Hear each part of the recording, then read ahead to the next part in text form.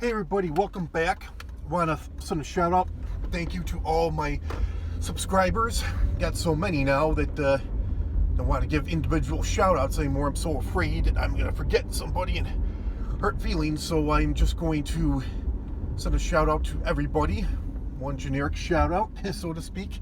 Hope everybody had a great holiday weekend. I sure did. Those of you who were off all 3 days, got a lot work done around the house. Got a lot accomplished. Got to spend a lot of time with my daughter, my wife, family. Weather was beautiful. What more could I ask for? Nothing really. And if you have any, my subscribers, if you have any ideas, any thoughts, things you want to discuss, questions, issues, just shoot them my way. I'll do a video on it. I'll do a video on just about everything to the best of my ability. Obviously, if you have sewing questions, I can't answer that, but I'll let you know. Sewing is definitely not my thing. So I wanted to talk about my experience working in a call center. Now, I only worked in one, so that's the only experience I have, but from what I've found out from talking about it, other people have had other experiences and seen other YouTube videos on it. It sounds like they're pretty much all the same for the most part. They all have unrealistic metrics, so many things that are just wrong with them, that it's just impossible to succeed. The way it's like you gotta be pretty much like perfect. That's what they're looking for, and if nobody is perfect, and since you're not going to meet their goals, And I did a video on this before, and I mentioned the company, but from what I've been hearing, people, even if they're telling the truth, people don't like to be knocked, even though they're not really hurting financially. Heard about people getting sued for knocking companies, even if, oh wow, Dust Devil, just it's starting to get warm. There's a Dust Devil off in the distance, probably within 400 yards. I should have my camera on that if I had known. But anyways, getting back to what I was saying, there's just so many unrealistic metrics. It's like they totally set you up to fail, and there's like all these goals. It's like nobody's perfect, and you will not meet them. You will not meet them, and so they don't have to give you what they're offering because you're not perfect. You're not meeting those expectations. Now, that's what I was saying. Like, even if you're telling the honest to God truth, even though these companies aren't really hurting,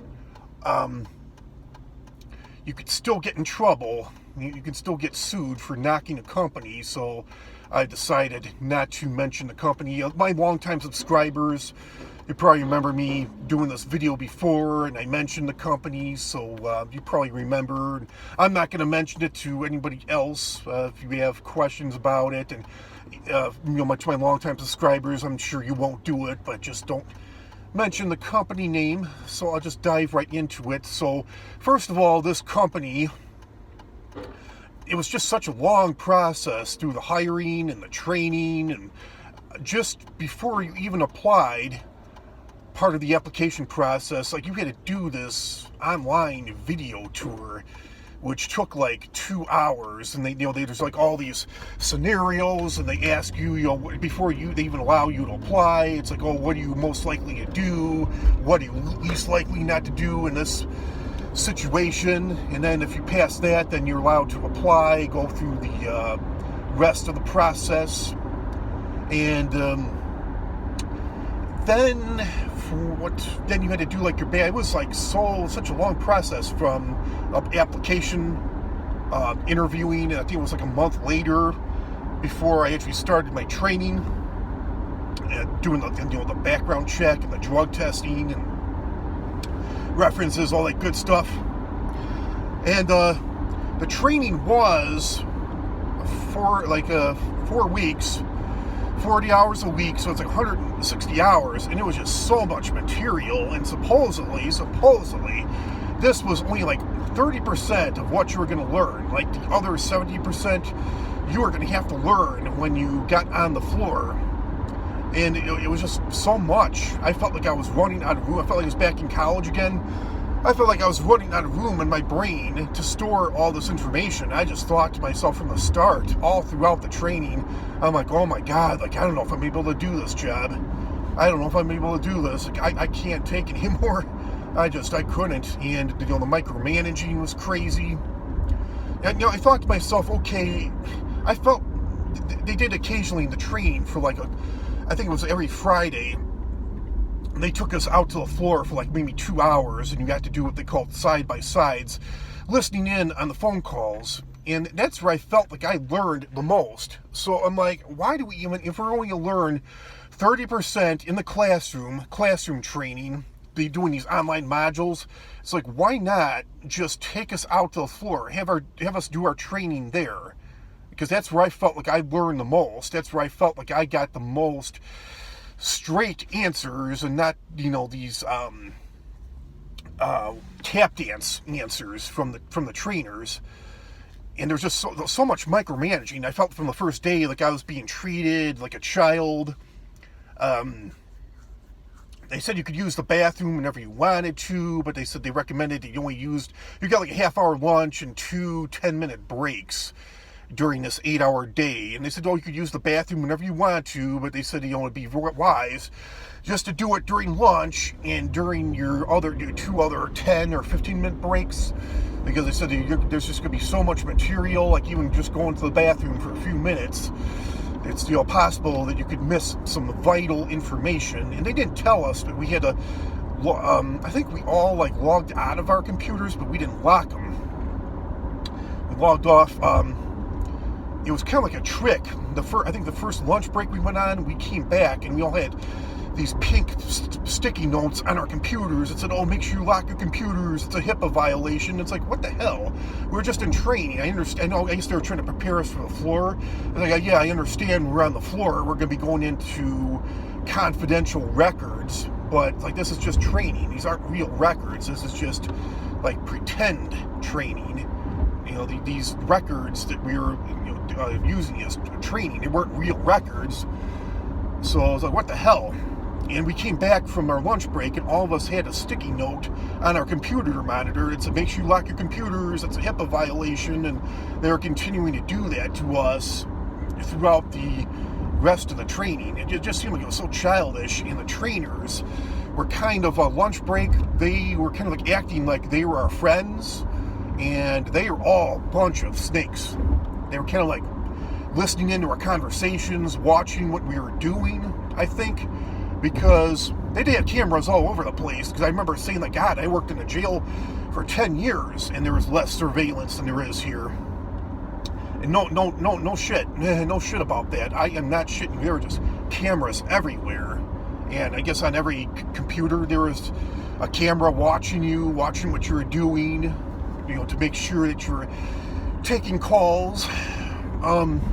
There was a camera above just about every computer, every cubicle, which is where you were taking calls.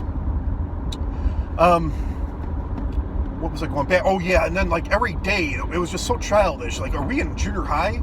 Are we in grade school? It was every day we were coming back, and I figured it had to be the trainers. It had to be the trainers, unless they had people watching the cameras, but I don't think so. That'd be a big waste of money watching every move everybody was making live. I'm sure they would review the cameras if something serious happened, but I'm pretty sure it was the trainers spying on us, listening to our conversation, watching our moves. But it was just so frustrating, because every single day, coming back from lunch break, it's they didn't name names, but it's we kind of figured out who it was, because people were getting pulled into the HR office, not me, but other people.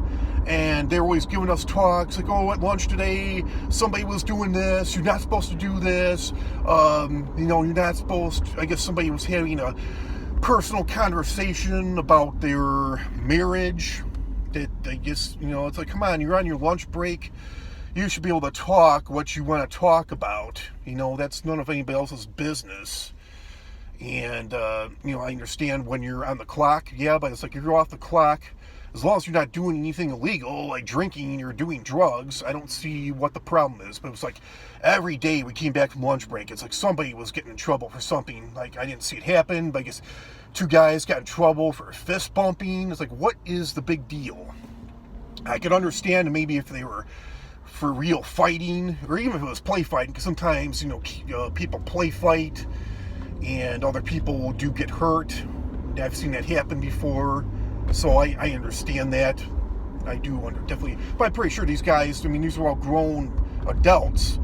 They weren't young kids. I'm sure they were probably just saying, like, what's up to each other. So it's like, what's the problem? And I do know there was one girl that was smoking. This is a big corporate office. They're like, probably at least, 5 or 6 companies there, at least 5, okay?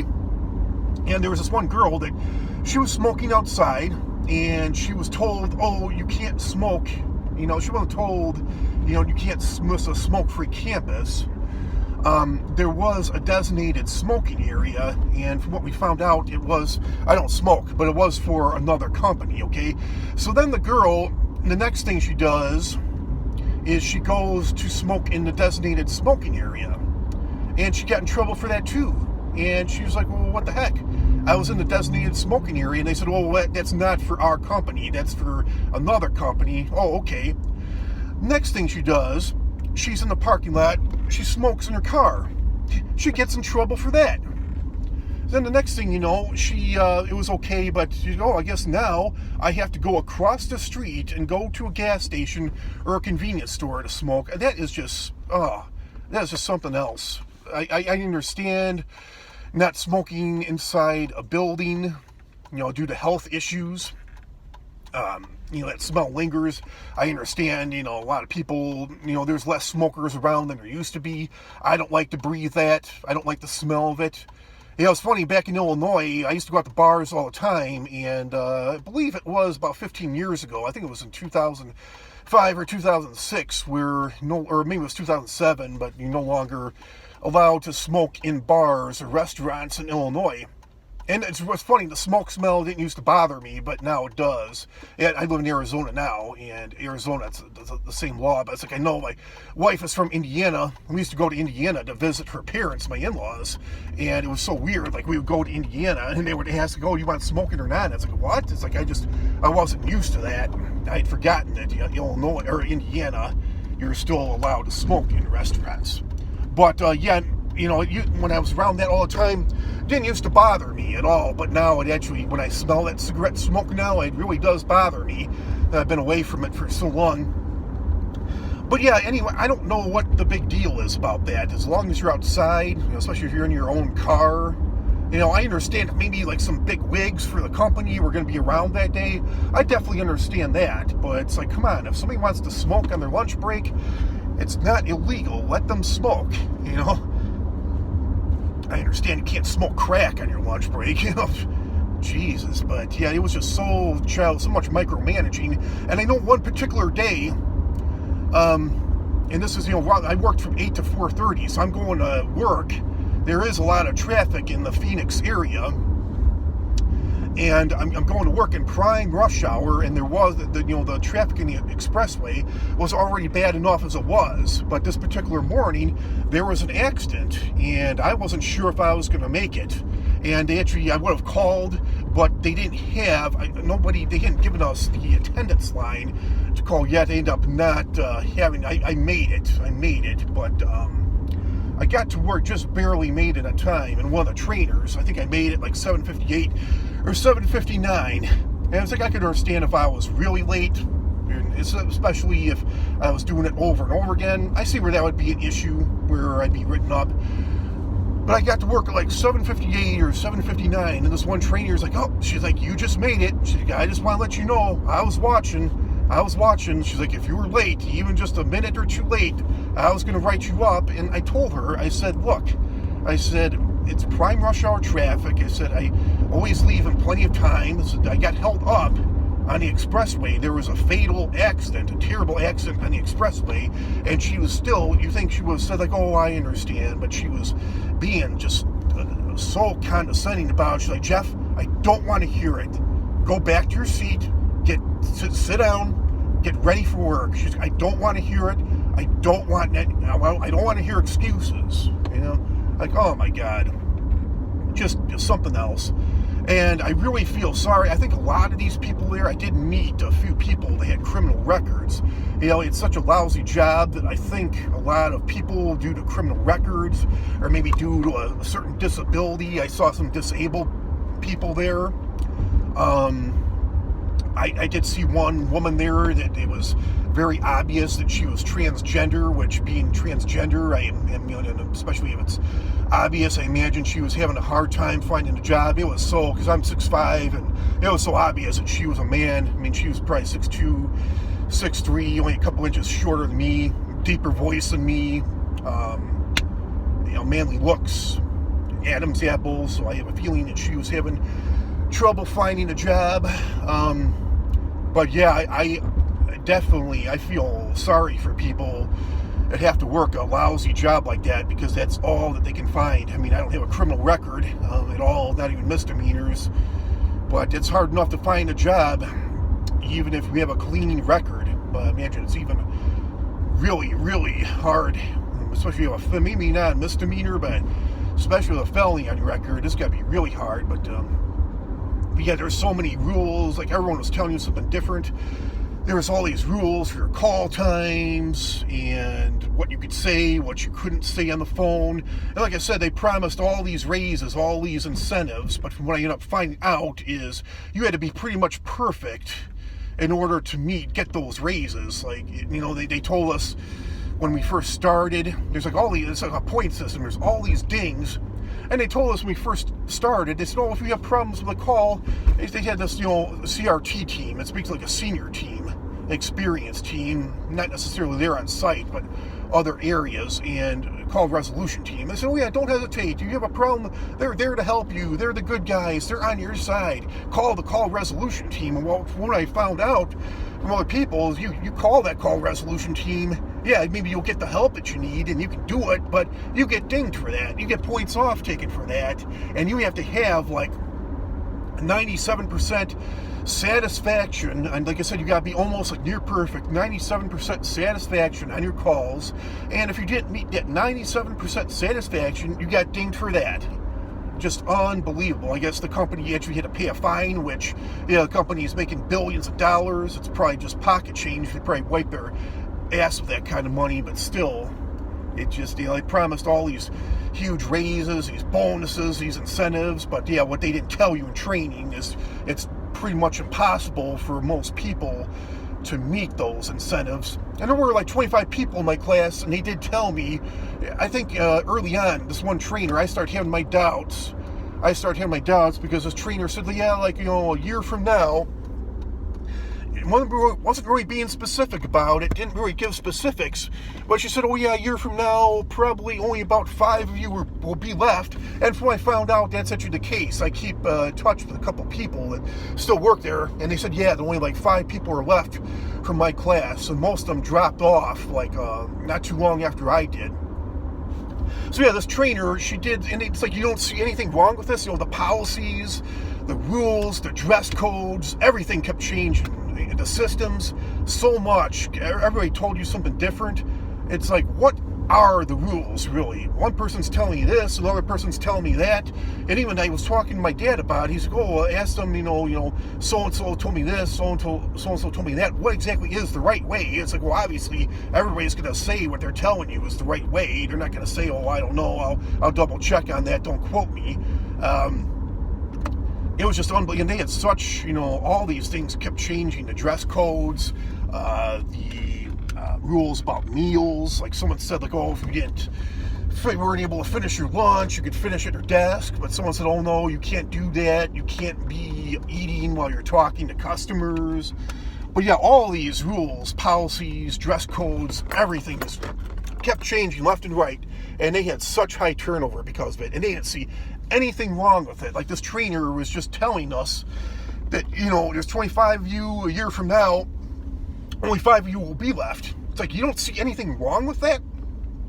And somebody asked, are you serious? You're joking? She's like, no, I'm dead serious. And someone asked, what's the deal with that? And she's like, that just goes to show you how it goes in a call center. Like, you don't see anything wrong with that? And you don't see any way of how you can fix it?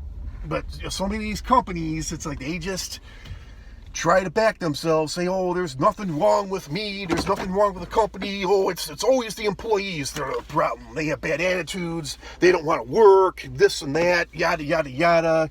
Kiss my ass, you know. Kiss my ass. And you're never supposed to ask about time off on an interview. Never. That's only once you get the job, you're supposed to or you're supposed to ask about that. So this one girl, I don't know what ended up happening, but they had like times during the day, during the training, when HR would come in and talk to us about questions we had. And this one girl, she said, well, I need a couple days off because I'm closing on a house, and then the next day I'm having all these deliveries, services being set up. And it was a couple months out. And they said, oh, did you add? We're really busy right now around this time of year. We're not giving anybody any extra time off. Even people that have been here for 20 years. They said, did you mention that in your interview? Did you mention that in your interview? She's like, no. And they said, oh, well, if you wanted that time off, you should have mentioned that in your interview. If you didn't mention that in your interview, we can't give it to you. You know, it's like, and so many people said, well, what the hell? You know, you're never supposed to ask about time off in an interview. That's only after you get offered a job. Then you mention it once you start. But everything you do is watched. Like every move you make, your time or the phone is basically like your time clock. You have to log in all your information. Like there's a camera watching you. Like you could get in trouble for clocking in a minute late. You know, there's like a code. You had like a key, like a PIN number. You logged in your phone, out of your phone for your breaks, your bathroom breaks, your lunch, coming into work, going home. And the thing that really got me is I thought to myself, I was going to work from 6 to 2:30, and I thought to myself, oh, I could get out at 2:30 and pick my daughter up from school at 3 o'clock. Well, come to find out, it doesn't exactly work that way, because they said, oh yeah, even if you can't clock out till 2:30, they said if you clock out 2:28, 2:29, bam, you'll be fired for that. So they said, don't do that. One person told me, I can't believe that more people wouldn't be doing it, and then they would catch on.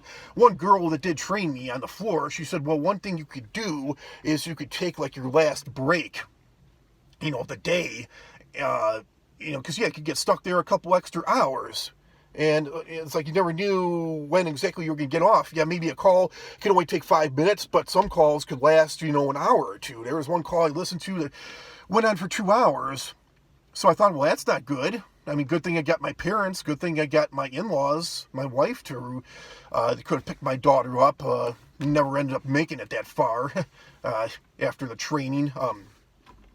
But yeah, I thought that was kind of lousy. And one girl, like you said, she did tell me. She's like, oh yeah, she's like, I don't know how they didn't catch on to it. She said, yeah, don't tell anybody. But what I would do if I were you, clock out at 2:15 and then take your last break and then just, clock out for the day. Just come back to your phone and clock out at like 2:30. She says everybody does it. And it was like, okay, well, everybody does that. Well, it's like, how did they not catch on to it? And it's like, so was nobody. It seemed like they would catch on that nobody's answering calls during that last 15 minutes of the shift. And it was really weird because they told me when they interviewed me that they said, what would you rather have off, Friday or Saturday or Sunday? I said, well, I'd rather have Saturday off, so I'll work Sunday, But come to find out, there was one girl, because they said, well, yeah, everybody has to work at least a weekend day, either Saturday or Sunday. Okay, that's not bad. But there was one girl I talked to, she said, oh, no, they didn't tell me that. I'm working Monday through Friday. I got weekends off. Like, what? And then there was like another team that started not too long after, and she said, oh, she's like us. She was in a different training class, started a few weeks after, I guess, what she was told. Oh, I think they gave me I wasn't for sure set in stone, but they said, well, what shift do you want to work? I said, well, I'll work any shift, but I'd really like the day shift, 6 to 2:30. Like, okay, we'll do our best to give you that shift. And they gave it to me. But there was another girl, there was another training class. She says, oh, we didn't even get that. She said that they just picked like hours out of a basket, and bam, that was like your schedule. You're stuck with it. It's like, oh, hope you like it. You don't like it, too bad. And then the other thing they said too is, oh, your shift isn't set in stone. They said you had to bid on a shift every 6 months. It's like, come on, what if you're in school? What if you got a family? What if you can't work another shift? That is just absolutely crazy. Just crazy beyond all means. beyond all means. But yeah, I just felt like such a child. Just the micromanagement was just unbelievable. The way the trainers were just spying on us and the rules they set. It's no wonder they had such high turnover. No wonder at all. And from what I've heard, pretty much all call centers operate that way. They just have unrealistic metrics. You cannot be yourself. You cannot be yourself. It's like all scripted. It's just so overwhelming. And it's like you have to, like, if you're on a call, like you're trying to troubleshoot, it's like you got to check back in with the person every 2 minutes to let them know that you're still there, to let them know that you're still working on their problem. And I have trouble kind of multitasking. If I'm troubleshooting, I don't want to be bothered, but it's like at the same time you got to kind of carry on a conversation with them, like, oh, how you doing today, how's the weather, such and such a place, and this and that. It was just unbelievable. You talk about stress. Even people, I'm an introvert, but even people that were experienced with dealing with customer service, dealing with people, multitasking like this, were having a lot of anxiety, having a lot of trouble with it. They weren't eating. They were low on. They were so stressed out, freaking out, low on. No appetite. I didn't have much of an appetite. I was just dreading going to work every single day. The weekends just went so fast. Oh my God, unbelievable. So, yeah, I think I covered just about everything I wanted to cover. But yeah, definitely avoid. I'm an introvert. I really don't like answering phones. I just kind of took the job out of desperation. I figured maybe I'll like it. Maybe it's something I could do in the meantime until I find a job that I like better. But yeah, it definitely was not for me. But even people, like I said, were experienced with this, could not handle it. They couldn't hack it. It was not for them. Like, so many people were trying to get out of there, like me, as soon as not too long after they started, and even after I left, they said, yeah, I don't plan on sticking around here long. It looked like good money, good benefits, good pay, but, good raises. But like you said, if you don't meet the goals, which are pretty unrealistic goals, you don't get the raises. You don't get these bonuses, and the money for all the crap that you had to put up with, all the stress. The money was practically nothing. It's like, I'll take a job less stressful for less money, which is what I'm doing now. Unbelievable. So yeah, if you have any sanity at all, you want to keep it, you want to save it, avoid call centers at all costs. So I hope I covered everything that I hope. I'm sure I probably forgot some things. I hope not, but yeah, if I did, I'll leave them in the comments, or I'll leave them in the description later on when I post this. So yeah, thank you all for watching. Comment, like, share, subscribe. Shout out to all my subscribers. Talk to you all real soon. Another interesting video. Have a great week, everybody. Bye.